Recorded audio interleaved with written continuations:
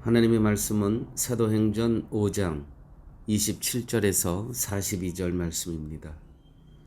저희를 끌어다가 공회 앞에 세우니 대제사장이 물어가로되 우리가 이 이름으로 사람을 가르치지 말라고 언금하였으되 너희가 너희 교를 예루살렘에 가득하게 하니 이 사람의 피를 우리에게로 돌리고자 함이로라.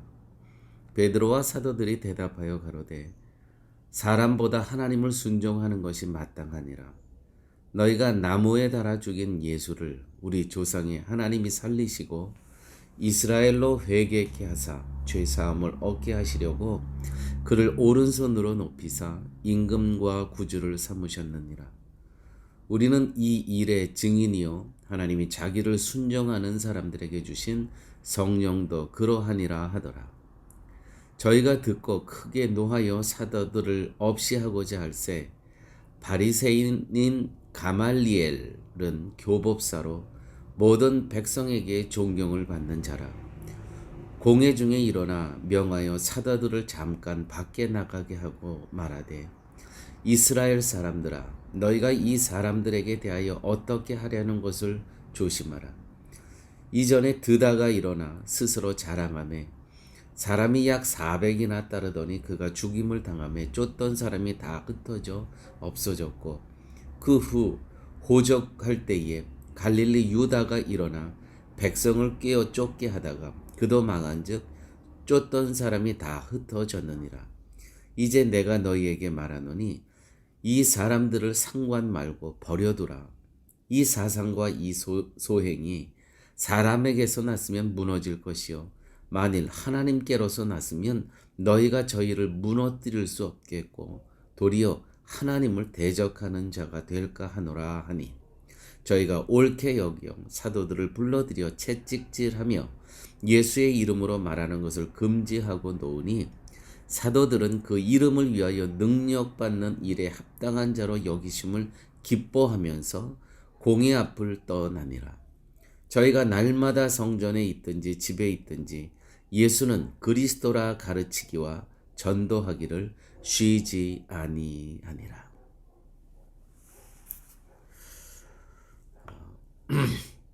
성령의 역사로 옥에서 구출된 사도들은 여전히 붙들림을 당하고 대제사장으로부터 28절입니다.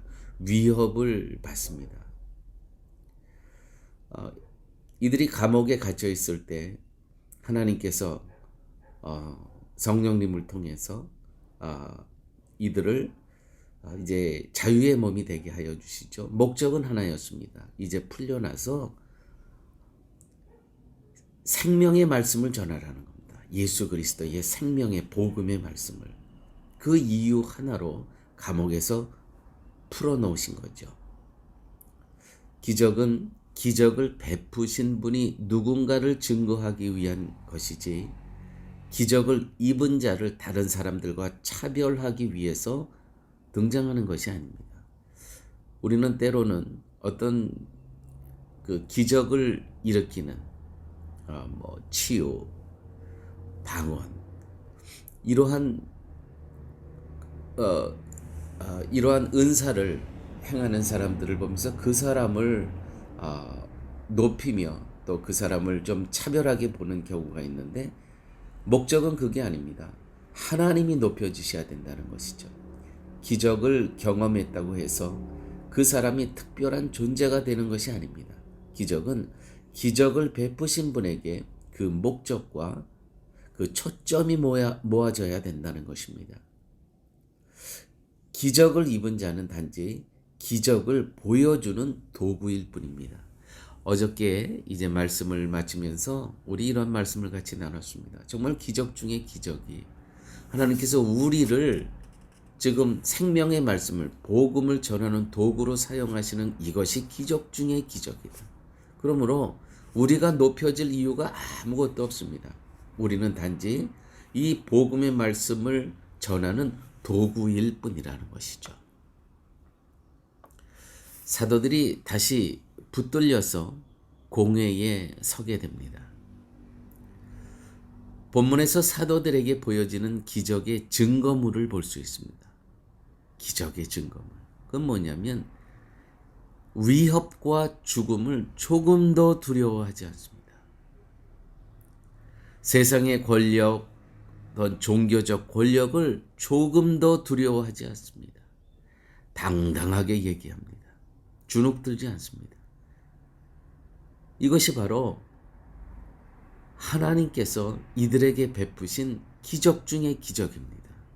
다 사람이면 주눅들고 협상하려고 하고 그렇습니다. 그런데 이 사도들의 모습을 보게 되면 어떠한 위협과 죽음 앞에서도 두려워하는 모습이 조금도 없다는 것이죠. 주의 사자가 사도들을 풀어주게 되고 생명의 말씀을 전파하라는 것, 여기서 그들은 큰 깨달음을 얻습니다. 분명히 자기들이 압니다. 이 감옥에서 이 쇠사슬에 묶여 있었던 자기들이 어느 순간 감옥 밖으로 나온 겁니다. 누구보다도 자기들이 증언해 줄 수 있는 거 아닙니까? 이 기적의 사건을. 그런데 목적이 분명히 이 주의 사자들을 통해서 분명히 말씀해 주십니다. 생명의 말씀을 전하라. 그 이유를 깨닫게 되는 것이죠. 이것이 보여주는 것은 생명의 말씀이 전파되는 것은 그 무엇으로도 방해할 수 없다는 것을 지금 증명하고 있는 것입니다. 그러므로 이들이 생명의 말씀을 전하고 있을 때 위협과 죽음과 협박이 있습니다. 조금 더 두려워하지 않습니다. 왜요? 이 기적의 사건을 경험했기 때문에 그 목적은 오직 하나입니다. 생명의 말씀을 전하라.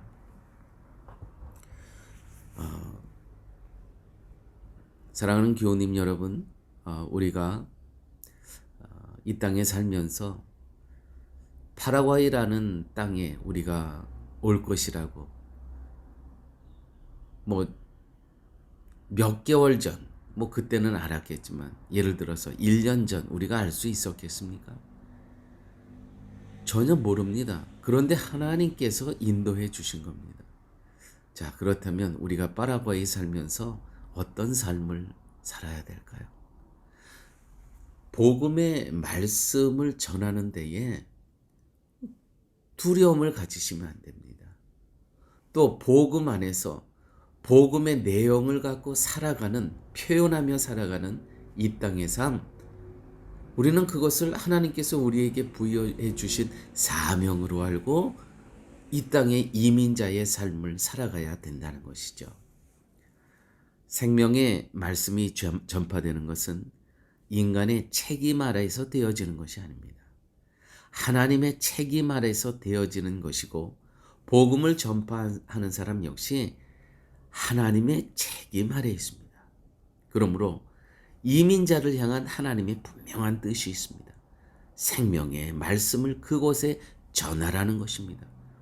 그렇게 살다가 일어나는 모든 일 누가 책임집니까? 우리가 책임지는 아닙니다. 하나님께서 책임지신다는 것입니다. 사도들은 그와 같은 믿음으로 나머지 삶을 살아간 겁니다. 하나님께서 책임져 주신다. 지금 이 사람들과 협상하고 타협하고 할 게 조금도 없습니다. 왜요? 하나님께서 그러한 명령을 하셨기 때문에 그렇게 살아가는 겁니다.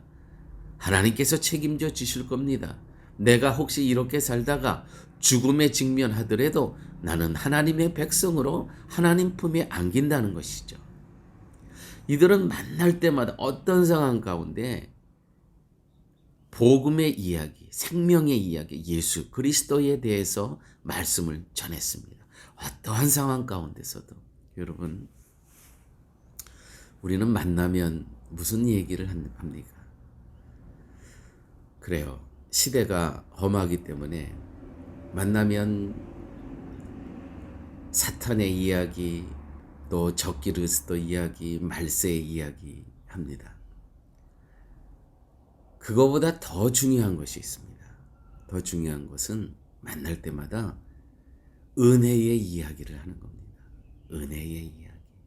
예수 그리스도의 이야기, 하나님께서 베풀어 주신 그런 하나님의 역사의 이야기, 내 삶에서 일어났던 이야기, 또 내가 보고 체험했던 하나님의 이야기, 예수 그리스도의 성경의 이야기, 우리는 만나면 은혜의 이야기를 해야 되는 겁니다. 그러면 이 땅에 우리가 하나님께서 부여해 주신 이 땅에 하나님의 자녀의 삶이 부여해지는 겁니다. 우리 기억하십시오. 사도들이 그 시대에 살았던 그 모습은 어디서든 복음 이야기, 예수 그리스도의 이야기를 했다는 것이죠. 시대가 험하다고 그 적그리스도 이야기, 물론 당연히 해야 되죠. 그거보다도 훨씬 더 우리가 나눠야 될 이야기는 무엇이냐면, 더 많은 이야기는 그리스도의 이야기, 은혜의 이야기, 내가 받은 사랑의 이야기, 하나님께서 하신 이야기. 이렇게 우리의 삶이 되어질 때 우리는 이 땅에서 정말 복음 안에서의 부요한 삶을 살아갈 수 있다는 것이죠. 사도들은 이렇게 살았습니다. 하나님은 어느 한 인간을 지키고 보호하시는 것이 아니라 그에게 맡기신 생명의 말씀을 지키고 보호하십니다. 그러니까 자연히 그 말씀을 전하는 그 전도자도 하나님께서 지켜주신다는 것이죠. 그리고 그것은 복음을 맡은 자가 설사 죽음의 위기에 처한다 해도 절대로 하나님께서는 복음을, 말씀을 포기하지 않으신다는 것 기억하십시오. 생명의 말씀을 전하다가 그 말씀 전하는 자가 순교할 수 있습니다. 그런데 우리가 놓치지 말아야 될 것은 하나님께서는 순교를 허용하시지 생명의 말씀을 포기하지 않으신다는 겁니다.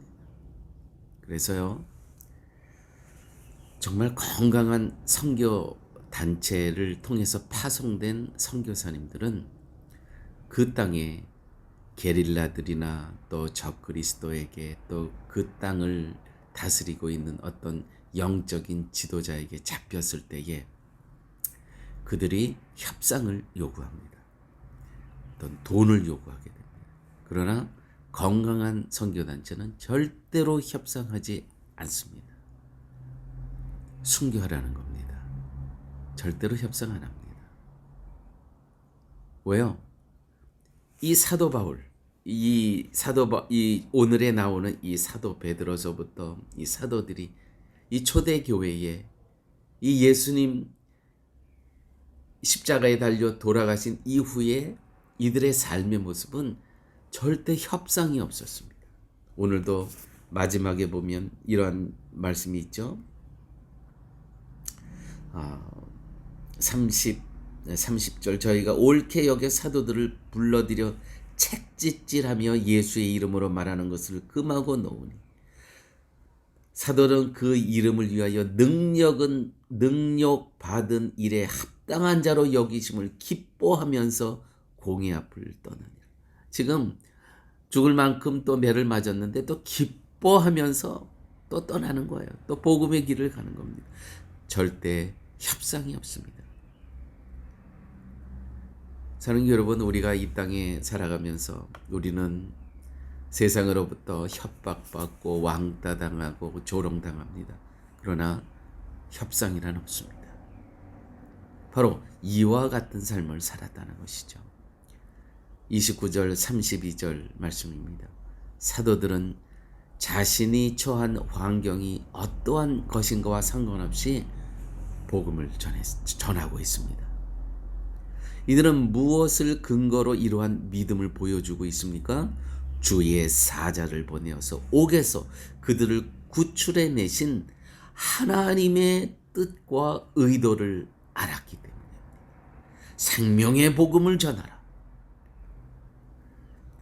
복음을 전하면 어떤 위기에서도 살려준다는 것이 아니라 협상 없습니다. 타협 없습니다. 하나님께서 지켜주시는 것은 무엇이냐? 말씀만 지키십니다. 그 말씀 전하는 자는 협상의 대상이 될 수가 없습니다. 하나님의 책임 아래 있고 지키심과 보호하심 아래 있기 때문에 설사 복음을 전하다가 그것으로 인해서 죽음을 당한다 할지라도 나는 하나님 품에 안기는 것입니다. 그러므로 하나님께서 책임지시는 겁니다. 말씀도 책임져 주시고 그 말씀을 전하는 자도 책임져 주시는 것입니다. 중요한 것은 절대 예수 그리스도의 십자가의 복음, 이것은 타협의 대상이 될 수 없다는 것이죠. 그러면서 하나님께서는 말씀을 지켜가십니다. 말씀을 지키시다가 전도자도 지키게 되시고 혹 전하다가 순교할 수 있습니다. 그래도 오늘 내가 주님 품에 안기는 것입니다. 41절 말씀입니다. 40절부터 다시 보도록 하죠. 저희가 옳게 여겨 사도들을 불러들여 채찍질하여. 여기서 옳게 여긴다는 것은 바로 이전에 가말리엘이라는 유명한 교법사가 있었습니다. 바로 사도 바울의 스승이었죠. 이 스승이 이렇게 얘기를 합니다. 만약 이 사람들이 말하는 것이 틀리면 다 흩어질 것이라는 겁니다. 쫓던 사람들이. 그러나 이 사람들이 맞으면 너희들이 오히려 이 사도들을 채찍질하고 이 사람들을 능욕하는 너희들이 오히려 하나님의 심판을 받을 것이니까 그냥 내두라는 겁니다. 이게 가말리엘이라는 바로 사도 바울의 스승이 되는 사람이죠. 이 사람이 이 공회에서 하는 겁니다. 제사장들 앞에서, 서기관들 앞에서, 성전을 지키는 자들 앞에서. 자, 이 얘기를 듣고 저희들이 옳게 여겨, 그 이야기를, 가말리엘의 그 말을 옳게 여겨 사도들을 불러들여 채찍질하며 예수의 이름으로 말하는 것을 금하고 놓으니 사도들은 그 이름을 위하여 능력받는 일에 합당한 자로 여기심을 기뻐하면서, 예수 그리스도의 이름 때문에 능력받는 것을 기뻐하면서 공의 앞을 떠납니다. 저희가 날마다 성전에 있든지 집에 있든지 예수는 그리스도라 가르치시기와 전도하기를 쉬지 아니하시리로다. 왜요? 자기들은 하나님의 책임 아래 살아가고 있다는 것이죠. 우리도 이 사도들처럼 하나님의 책임 아래 살아가고 있다. 이런 믿음을 갖고 살아가시는 우리 성도님들 되시기를 기원합니다. 함께 기도하십니다. 아버지 하나님 감사합니다. 오늘도 생명의 말씀 허락하여 주셨습니다. 사도들처럼 능력을 받는다 할지라도 복음을 위해서 살아갈 수 있는, 기뻐하며 살아갈 수 있는 저희의 삶 되게 하여 주옵소서. 예수님 이름으로 기도드렸습니다. 아멘.